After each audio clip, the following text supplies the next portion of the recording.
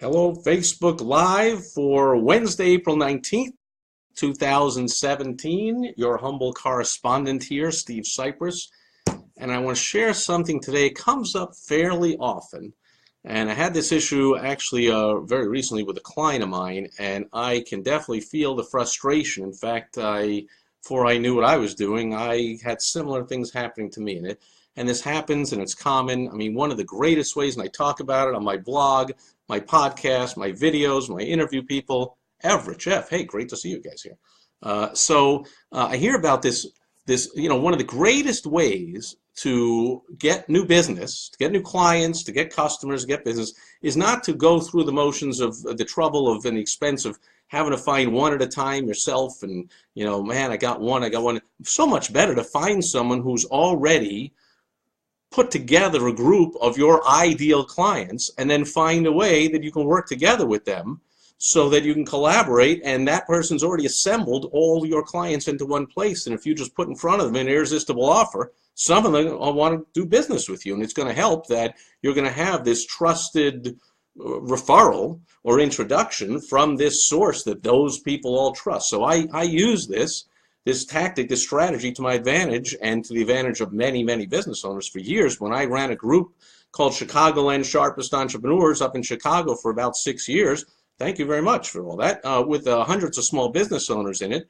and I had gathered together really sharp, successful small business owners. And every month I let a guest speaker come and speak to my group. And then in between, I would once in a while have an online event, like a webinar or a teleseminar, and have people attend that way thanks to technology. And I would hold special events where I would have multi-day events and have multiple speakers come in, and they got to share their expertise.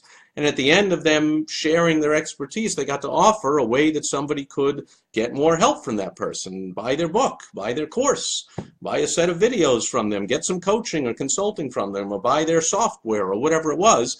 So I was constantly bombarded every time I attended an event or every time I opened my email or looked at private message on social media. I was constantly getting bombarded with requests. Can I please speak to your group? Can I please come and speak? Can you please promote my thing? Can you send out an email and tell people about my fantastic software or my unbelievable program or my this or that? So this was a great way of me getting a big win for my members, for my audience. Even if they didn't buy the thing, they got the education into what the thing was all about from the training, from the speech or from the presentation or from the video or the teleseminar. They learned a lot, and then the 10 or 20% that wanted more or faster results than trying to do all that themselves, and they wanted it implemented right away in their business and make money, they went a step further and they actually did buy that person's services, invest in the person as a consultant or their software or their course or whatever it was. So everyone won. So after every event, I was getting thanks like crazy from my members or anyone in attendance there. Thank you so much for bringing in so-and-so. Thank you so much for that training on whatever. That I'm like, I'm not an expert in it. I don't, I could never get that thanks to teach that particular topic because I'm not an expert on that topic, but I got all these thanks. So the people that didn't buy the further help by buying the software or the program or the consulting or whatever, they still thank me. Thanks, I got pages of notes, and that's great advice. And someday I'll be ready to either get that person to do it, or I'll try and do it myself, or now I just know what it is, or whatever it is. They thank me for the fact that they had that education. And then the ones that bought especially thank you so much for bringing that person in, because I was looking for someone to do such and such for me, and that software is the thing. Or that person really knows their stuff, and I'm going to hire them to do my whatever. So it was a win-win. So that's a great way to get business. Now, here's the issue, and I hear it a lot, is there's a right way and a wrong way to approach these COI, they're known as, these centers of influence, people that could connect you and likely give a endorsement, or at least an implied endorsement, just by, like I did. I didn't have to endorse their software or their system if I had never used it, but I could certainly endorse their presentation that they were going to impart some value here. So there's getting some kind of an introduction, an endorsement, a good word put in from the person that those people trust. In this case, my group trusted me. Again, I was bombarded. I had my choice of who to bring in every month. I only had 12 guest speakers a year to bring in. Well, plus a couple more at my semi-annual events, so maybe 20. but I was bombarded with hundreds and hundreds of requests a year, and I chose the 20 that I determined were of enough integrity and that things had enough value, and their presentation was not just going to be a sales pitch, it was going to deliver value whether you bought or not, and I had all these considerations to bring somebody in, and I chose, so people did thank me for bringing that person in. So would you like to be that person? I'm sure you would. How great would that be for you to be brought in, and maybe you have. If you're watching this, maybe it happens to you all the time and you do it the right way, but there's a wrong way to do this. To approach these centers of influence and say, man, you've got a group of such and such, or you're having an event with 100 of my ideal target prospect in there, or I went to a networking meeting, or you went to an event where, you know, there's an event coming here to right near where I live, about a half an hour away, called Icon, which this small business automation software company, Infusionsoft, has put on for the last 10 years. I've been at the last, this will be 9 in a row. I missed the first one, and but it's only about half an hour away. So of course, I'll be driving over the event, and there's supposed to be about 3,000 small business owners there. Now, are they all my ideal target potential client? Not even by a long shot, but it's possible 1% are, which would mean, what does it mean, 30? I don't have my calculator in front of me. So what did I say? 3,000 divided by 100. 30. Should have been pretty easy to do without my trusty calculator that I sold thousands of back in my 9-year door-to-door sales career, by the way. This one I had to put white out, put my name on it because everyone in the office had one of these, kept it under the seat of my car for years, and it still works about 20 years later. So that was a pretty good deal for $5. Anyway, I digress. So there's about 30 prospects in the room, but what if I wanted to get up on the stage there and get access, get this implied endorsed access to do a presentation? Well, then you're likely to have those 30 people or 10 or 20 of them come up and say, hey, I could possibly be a client of yours. Can I take you on? So these opportunities are fantastic. So of course I'm going there, and a couple of my clients are going to have booths there, which is another way to do it. You sponsor the event. So you pay money and you get a booth and a sponsorship of the event. So you might get a mention in the program. You might get to put a little goodie in the grab bag that everybody gets to take home. You can put your brochure. Sometimes they usually have a program. That's what I would do at my events. I'd put the names on a website in the program. I'd sometimes bring somebody up on stage, a sponsor, and give them a few minutes to talk about their thing. I would talk about their thing if I'd used it, or if I knew someone that did, or a client did. So all this is great stuff, and the real easy way to get clients, much easier than the expense and the time of advertising and marketing to them one at a time. So here's the deal. Most people go about this all the wrong way, and I heard this yesterday from a client I have who's struggling to collaborate with people, and I found out from speaking to one of my clients that he had attempted to collaborate with it. He's going about it all the wrong way. So we discussed this, and I figured I ought to put it forth on a video here so everybody can stop making that mistake, or if you haven't tried it yet, not make the mistake. Here's the key. The key to getting collaborations, or they're known as joint ventures or JV, or doing anything with a partnership with anybody else where you can both share your resources. In that case, it was me filling the room and then coming in with their solution to my market. But in other ways of doing it are to both share putting together a solution, bundling my product with your product, or my software with your consulting. You know, the people that get my software ought to also get your consulting to help them out to implement it and do it the right way. So there's all kinds of ways to do these joint ventures, collaborations, whatever you want to call them, JVs for short. The key, number one success, and anyone that's here, tell me if you have a better way. I know there's other ways, but I'm just going to share in the video here one way which I have found is the best, is a mindset. It's before you even contact that person, you're thinking, I got to give before I'm going to get. So that's my number one tip. You approach a conversation with a center of influence that you're going to give before you get. Okay, so when I show up at events, and certainly in those years when I was always clamored by every speaker and provider of services and whatever to get to speak to my audience and get that coveted slot of the month, and all the promotion I would do and all the buyers they would get, and through follow-up down the road they would get more buyers and all the positive things that would come out of it. Well, they would approach me and say, I'm going to give first. So when they got up on my stage, they would teach first. Like I said, they would give 45 minutes or an hour or whatever I gave them of pure, unadulterated, tremendous value. And people would take the pages of notes. Ben, how are you, man? Great seeing you. I know Ben does this. You give first. And Ben helps a lot of people with your software do a lot of these JVs. and do a lot of promotion. And so is this something you would counsel them on also, right? To give first. I know you do. You suggest that they give a free video before they ever ask somebody to pay for their software or their service, their consulting or whatever. Give a free series of videos before you get the paid series of videos. Get a free report before you get my paid consulting. But we're going to give first. So the wrong way is to approach centers of influence and say, hey, can you promote my thing to your list of people? Or can you promote my thing to your group? Hey, Ben, Ben's got a list, an email list of clients and customers and prospects. And hey, Ben, I got something cool. Can you just promote this out to your list and I'll give you $100 for everyone that signs up? And you think that the giving is the $100. Well, I'm here to tell you, big mistake. Doesn't work that way. Centers of influence, I can make $100 in lots of ways. First of all, none of them needs your $100, or even if 100 people buy, they don't need your $10,000 or whatever it is.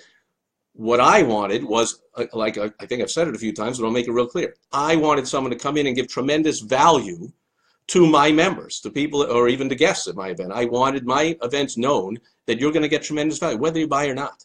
So when people would approach me and say, this is the wrong way, they would email me or approach me and say, I got something great that you could sell a lot of to your list and you'd make a lot of money in commissions.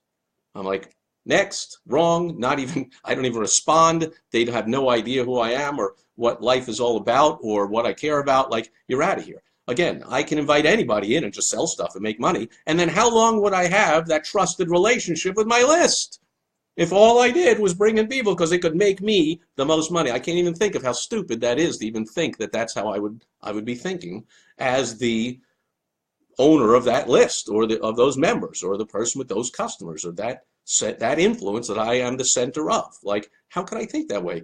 If someone approached me, which they did all the time, the right way to approach me was to come up to me, or somebody would bring them to me and said, this person does such and such, and he's got a great way of doing whatever, and he has a great presentation. He can teach it to your people, give them a ton of great content, and then also at the end, he has a real cool piece of software to sell that if they want, they can really get it done quickly and well, and which is like Ben's thing. He's got an incredible software thing that gets your product promoted quickly and well, and if they want that, they can also get that, and then you'll get paid a commission. So it's a win-win-win-win-win. It had to be a win-win-win for everybody. Buyers, non-buyers, me, them. I needed to be thanked at the end of the webinar or the live event or the email or the presentation. And when I send out an email and say, you got to check out Ben's thing, it's an unbelievable software to promote your thing and sell your stuff, I would get an email back from people going, I didn't buy his thing, but I did go to that webinar and it was great. Thank you so much for letting me know. Ben's a great guy, and that was a great webinar, and I learned a lot, and thank you, Steve. So that's my number one. My number one goal as a center of influence is to get a thank you, to have the appreciation of my list. That's why they're on my list. That's why they're going to stay on my list. That's why they're going to stay my members. That's why they're going to stay my clients. That's why they're going to stay coming to my events, because they get value. So that's number one. So it makes sense, doesn't it, that you've got to give value before you can ever get it in return. And too often I feel the frustration of people, hey, no one will do a deal with me. And then in this case, I talked around to some of the people he tried to do deals with, and they're like, oh yeah, no, he did it under, I could tell you all kinds of other ways not to do it. It was like false pretenses. He told me he wanted to buy my thing. So we got on the phone, and then he said, yeah, no, I don't really want to buy your thing, but I want you to buy mine, or I want you to promote my thing to you. What? So now you entered the conversation under false pretenses, and you don't think people can see right through that? Like you never really wanted to buy my. Why do you have to do that? Why don't you say, can we just get on the phone and discuss, because you have an awesome product that I think could really help a lot of people that are also in my list and my target market and my members and my clients and customers, and maybe we ought to talk and figure out if there's a way we can collaborate. Okay, so that's how you approach the conversation. And then you want to be the first one to say, let me promote you first. That's what I'm saying. You want to give to get. And often, by the way, often this doesn't pay off. So out of, let's say, let's just pick a number. And these are not, this is not scientific, and I haven't made a list here. But if I said to 10 people, I will promote your stuff to my list, and then maybe you will reciprocate and promote it to yours, only if you believe that what I have is of value to your people, and that my presentation will give them value, and my solution can give them value, and price is right, and it's what they need. Only if you think all that, and I can be trusted, and I have integrity, and I follow through. Only if you believe all that, you'll promote it to your list. But first, I got to tell you that I've checked you out and I've talked to people and I've seen your stuff and I bought it or I got or whatever, and it is fantastic. I would like to promote it to my list. If you do that with 10 people, 9 of them might never reciprocate, but 1 of them would.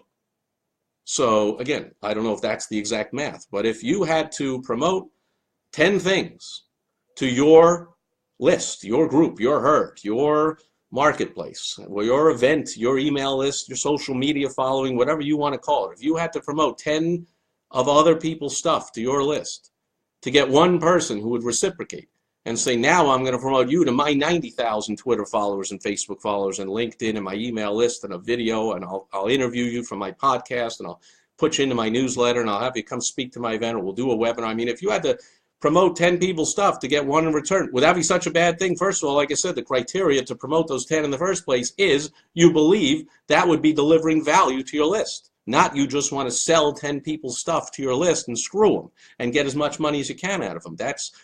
I don't even think a person like that, you probably don't even have a list if you're thinking that way, because who the heck would be on your list for long? Who would stay on your list? If they came to your website, they joined your list, and all you did was start selling them crap they don't need, that was not germane to whatever they got in your list for. It was clear and some of the stuff, didn't work or was no good, or they looked up the person, they had a bad reputation, and you would just lose your whole, you wouldn't be able to do it like me or other people I know that do it right. You wouldn't be able to build a following, to keep it over years, and to have people clamoring to have you promote their stuff. You want to give first. So I can't tell you, before I even had my Chicagoland Sharpest Entrepreneur events, that I was already doing all kinds of things for all kinds of people. And yeah, if I thought about it, which now a couple came to mind, that I did plenty of things for people who never did anything in return. Okay, fine. I still promoted their stuff, let them speak at my event, did a webinar for them, promoted their stuff, and they didn't ask. Now they think about it, hey Steve, how can I promote your stuff? Whatever. It's not why I did it. I didn't do it so they would promote back to me. I did it because I woke up every day thinking, how can I deliver more value to my members or the guests, anyone that's attending my event or is on my email list or on my social media following. That's why I'm recording these videos every day. All I'm thinking every day is, what can I share today that I think can help people? What more value can I give them? Does this mean that I only do this, you have to pay me for these videos, or pay me first? Or, the fact that Ben came on here, now Everett's here, I got to read this question, but Ben came on, and did Ben say, Steve, I'm promoting you to my list? No, I saw Ben and I promoted Ben's thing. Now, you can think I'm doing that because Ben will pay me $100 for every person that uses his thing. First of all, I don't think so. And second of all, no, I don't care. Let's be great. Whatever. Who cares? Well, that's not why I did it. I did it because Ben came on. I recognized the name. I had used his platform about a year ago. It's phenomenal. I had trouble with it because everyone who knows me knows I am technology averse. Ben knew that right away. He must be used to it because, like, yeah, I understand. No problem. Just send me this and I'll get it up for you and I'll do this. And I was like, really? You'll do that for me? That's incredible. I don't know if he does that for everybody, so maybe I shouldn't say that. But then when it was like, make some changes or add some other, it was the easiest thing in the world. And that was over a year ago, and I'm sure he's improved it since then. So anyway, there you go. Totally unsolicited.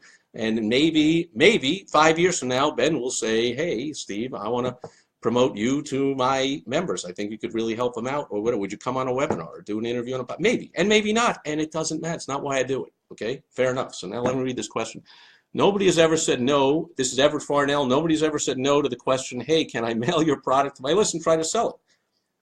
Can I mail your product? Can I send an email to my list about your product? Got it. So can I promote your product to my list and try and sell it? Right. No one said no. There you go. Right. So when you offer the value, and the same thing, when I said you can come speak on my stage at my event, nobody said no.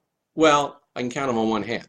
I can tell you one said no because he said, I don't fire up my private jet for less than an audience of 300. So you have to guarantee 300 for me to come. And it ended up that event had over 300 people at it, but I certainly wasn't guaranteeing it. And, you lose. Like, that was one. And another one, and these are big shots, obviously, private jet. Another big shot, which everyone here would know, had agreed to my event, which was in Chicago in January. And then I was at an event with him a couple of months before and went up to a hall because we had emailed or messaged back and forth, hey, we'll shoot a promo video there and we'll talk about what you're going to talk about, and then I can put it on YouTube. There It wasn't his Facebook Live back then, or we would have done it live. But we wouldn't have done it at all, because when I went up and got to him, he said, oh yeah, wait a minute, that's the event I agreed to come speak at. And he lived and still does in San Diego. And he said, and that's going to be in Chicago in January? He's like, what, was I crazy when I said yes to that? There's no way that I'm leaving San Diego in January and coming to Chicago. I'm just not doing it. So those are the two I can remember that said no to speaking at my event. But right, nobody ever says no to, hey, I think your thing is cool, and I just want to promote it to my list, or I just want to put out emails about it, or press releases, or I want to shoot videos, or I want to interview on my pod. I just want to promote your thing. No one says no. Right, almost no one says no. So if you do that with 20 people or 10 people or whatever the number is, isn't it likely that somebody is going to reciprocate and respond and go, hey, you know what? That was great. You're a nice guy. You really talked me up and did a good thing. And maybe I sold a few of my things. Maybe I didn't. But you're a good guy. And, you know, I would, what do you do? And that's where it starts. They'll at least ask, well, hey, what do you do? My thing went out here for a second. Am I still on the, I got an appointment. Popped up on my calendar and messed up the whole thing. But here I am. So that's it. That should be a reminder that that's it for today. Give before you get. Otherwise, you're going to be like this guy who's grumbling and complaining. Nobody wants to promote my stuff or do a bundled deal with me or do whatever. Yeah, it's tough. It's not usual, not normal, not a regular thing that people who don't know you, and don't trust you yet, and don't know what your thing's all about or whatever, just want to haul off and say, yeah, sure, let's collaborate. Even when I introduce people and I vouch for both people and I say, hey, Everett, this is Ben. You guys have the same target audience, lists of the same people, but Ben offers something that you don't, Everett, and Everett offers something. Everett, by the way, is one of the world's top copywriters. That means he knows how to write words that sell stuff. So if you have a website, a brochure, a business card, you send emails. I shouldn't even be promoting. Everett almost never takes on clients. So see, I shouldn't even promote him because he's personally doing the writing. So it's not like Ben, where anyone can, use his software. Like Everett has a very, small audience, small universe of who could use his services. But anyway, if for some miracle you could ever be accepted as a client with Everett, you'd be cashing lots of big checks and giving him a little of it. So that's how he makes his living. He routinely makes people millions and they pay him thousands. So that's a nice place to be. But I could say, hey, Ben's people could use some copywriting help and Everett's people could use some software to sell their stuff, and you two guys might want to get together. And even then, even with my trusted recommendation that both of those guys trust me and understand I have integrity and I'm not introducing either one of them, neither one's a flim-flam artist, they'd still make a big mistake if they got on the phone and Everett said, hey, Ben, let's talk, and right away said, so Ben, here's how you can promote my stuff. Or can you send this email to your list? That'll get them to go watch my webinar or buy my copywriting course. So that's not the way to do it. The first thing is whoever would talk first, and I know both these guys are brilliant and clearly know enough to do this. Whoever would talk first say, Ben, hey, thanks for us getting on the call or emailing or responding to my email. So I would like to know how to promote your thing. Can you first just tell me a little bit more about it? Do you have a webinar about it? Do you have something that provides value? So, because in my case, I always, I guess another tip, it's a little secret, I never wanted and never would sell someone else's stuff. I think I already said I wanted to deliver value. So they had to have a presentation, a webinar or something that I can promote. I can email my list all day and go, hey, you've got to watch this webinar where Everett's going to share the 5 keys to good copywriting. And Ben is going to share the 5 keys to how to sell your products online. And so that's a great presentation. Now, if I had that, or here's a free book or a free video, a free reporter, they're coming to speak at my event and it's free. Like that I can promote all day. I never liked the thing of like, I'm just promoting, hey, you ought to buy this software, click here. Never a big thing. I did it once in a while, only if I had bought it, used it, it really was great and all that, like I would do it. But that's how you do it, folks. You want to be the first one to offer, to give, and to promote the other one, and test me, prove me wrong. Like I said, you do that once a month for the next 10 months. Or the next year with 12 different people, and then you tell me you didn't get at least 1 or 2 or 3 or 4 or however many more of them to promote you back, and you're not making a lot more money and a lot happier 1 year from now than you are now trying it your way with the I just want to get first thing, or gee, woe is me, nobody wants to promote my stuff thing. Like, it's usually because you're doing it all wrong. That's it for today's Facebook Live video. Ben, Everett, Jeff, anyone else watching on the replay, thanks so much for the input. Thanks for being here. Thanks for those floating things. I still don't know how that works, but I love seeing the floating things going across the page because I know that means you like whatever the heck is going on. So thanks for all that, and I will be back again tomorrow with another daily Facebook Live video, and I will see you then.